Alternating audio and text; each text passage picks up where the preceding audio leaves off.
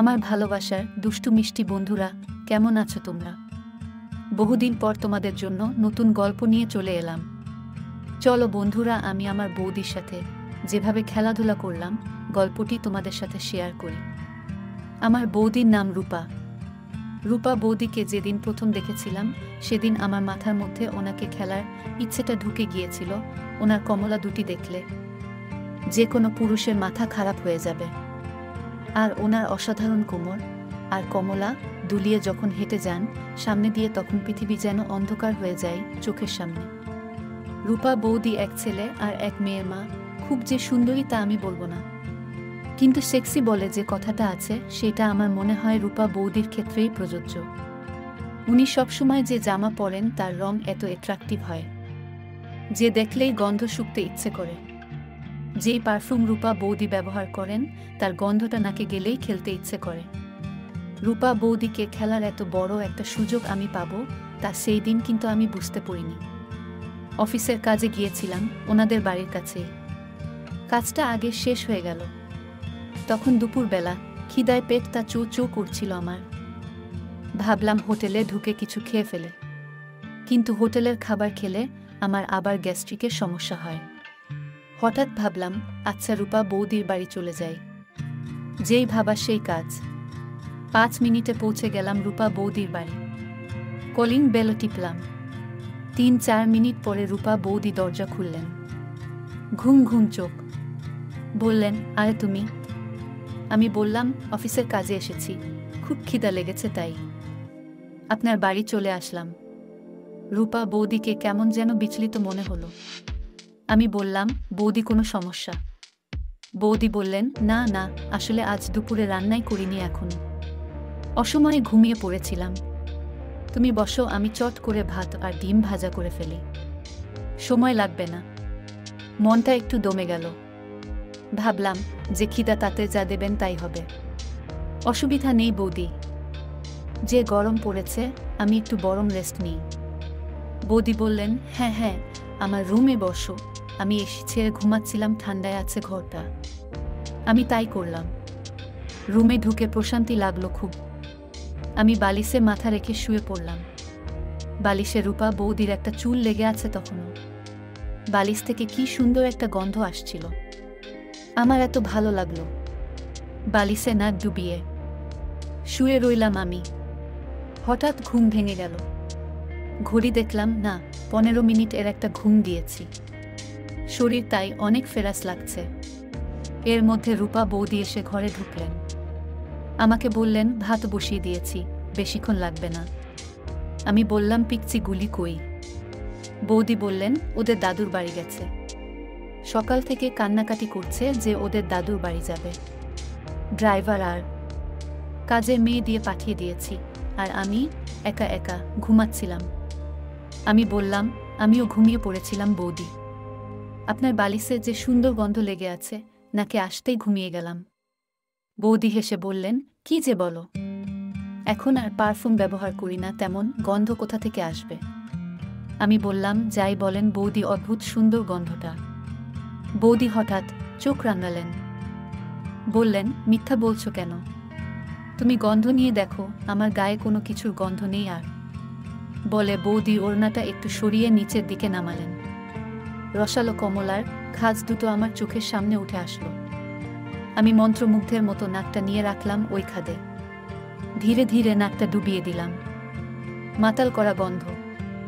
আমার নিচে শক্ত হয়ে উঠছে আমার খেলোয়াড়। প্যান্ট ফেটে যেন বের হয়ে যাবে। বৌদি বলল, কি উঠবে না নাকি? মিষ্টি ধমক দিলেন। আমি কোনো কথা বললাম না। বাম হাত দিয়ে রূপা বৌদির ডান পাশের রসালো কমলাটা ধরলাম। শক্ত হয়ে আছে কমলাটা।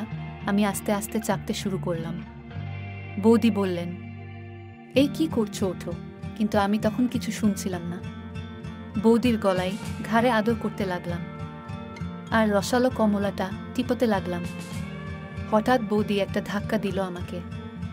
আমি নিচে বিছনায় পড়ে গেলাম। উঠে দাঁড়িয়ে কাপা গলায় রূপা বৌদি বললেন, কি করছো কি? আমি বিবাহিত, তুমি ও, তাই এটা করা ঠিক না। আমি কিছু বললাম না। উঠে গিয়ে বৌদিকে জড়িয়ে ধরলাম শক্ত করে। বুঝতে পারছি আমার আলিঙ্গনে বৌদি ধীরে ধীরে নরম হয়ে যাচ্ছেন। একসময় হঠাৎ পাগলের মতো আমার বুকে পাপ্পি দিতে লাগলেন বৌদি। আমিও শুরু করলাম ওনার ঠোঁট কামড়ানো। জিহ্বা ঢুকিয়ে দিলাম ওনার মুখের মধ্যে, আবার ওনার জিহ্বা আমার মুখে নিয়ে চুষতে লাগলাম। আর 2 হাত দিয়ে কখনো কমলা চাপছিলাম, কখনো কোমরে চাপছিলাম, আর কতক্ষণ রসালো মাঠ চটকাচ্ছিলাম। বৌদির মুখ থেকে তখন শুধু চিৎকার বের হচ্ছে, কান্নার মতো শোনাচ্ছিল ওনার চিৎকার। আমি আস্তে করে নিজেকে ছাড়িয়ে নিলাম, তারপর নিজ হাতে ওনার ম্যাক্সিটা খুললাম। একটা প্যান্টি পরা ছিলেন বৌদি। কি অদ্ভুত যে ফিগার! না দেখলে বন্ধুরা আপনারা কেউ ভাবতেই পারবেন না। আমি এগিয়ে গিয়ে বাম পাশের রসালো কমলা মুখে নিলাম আর ডান পাশের কমলাটা এক হাতে টিপতে লাগলাম। রসালো কমলার বোটা দুটি কালো ছিল। অবাক হয়ে ভাবলাম 2 বাচ্চার মা, অথচ কমলার আকার একটুও নষ্ট হয়নি। বৌদির রসালো মাঠের মধ্যে একটা আঙ্গুল ঢুকিয়ে দিলাম। রস বেরিয়ে একদম ভিজে গেছে বৌদির রসালো খেলার মাঠ। আমি আঙ্গুল চালাতে লাগলাম আর বৌদি কান্নার মতো চিৎকার করে আমার শরীরের বিভিন্ন জায়গায় কামড়াতে লাগলেন। আমি এরপর নিজেই নিজের সব কাপড় খুলে নিলাম। আমার লম্বা মোটা খেলোয়াড়টা মুক্তি পেয়ে লাফাতে লাগলো। বৌদি তাকিয়ে রইলেন আমার খেলোয়াড়ের দিকে। তারপর 2 হাত দিয়ে ধরলেন আমার খেলোয়াড়, হাত বুলাতে লাগলেন। কি সুখ লাগছিল! কিছুক্ষণ পর আমাকে বললেন, আর পারছি না, ঢোকাও আমার মধ্যে। আমি বৌদিকে পাজা কোলে করে নিয়ে বিছানায় শোয়ালাম। তারপর বিছানায় উঠে বসলাম। খেলোয়াড়টাকে রাখলাম বৌদির রসালো খেলার মাঠের মুখে। তারপর চুপচাপ ওয়েট করতে লাগলাম। ওদিকে বৌদি চিৎকার করছিলেন। একসময় ভদ্রতার সীমা ছড়িয়ে বলে উঠলেন, শালা ঢোকা না ভেতর। আমি হাসলাম। আমার হাসি দেখে বৌদি আলতো একটা লাথি মারলেন আমার বুকে, বললেন, প্লিজ ঢোকা। এবার আমি ছোট্ট একটা ঠাপ দিয়ে ঢুকিয়ে দিলাম। বৌদির রস বের হয়ে আগেই খেলার মাঠ পিচ্ছিল ছিল। ছোট ঠাপে ঢুকে গেল ভিতরে। পুরো গরম। আমি ঠাপের জোর বাড়াতে লাগলাম। এভাবে কিছুক্ষণ লাগালাম বৌদিকে নিচে রেখে মিশনারি স্টাইলে। লাগানোর ফাঁকে ফাঁকে রসালো কমলা চুষলাম। এরপর আমার খেলোয়াড়টা বের করে আমি পা মেলে বসে বৌদিকে আমার কোলের উপরে উঠালাম।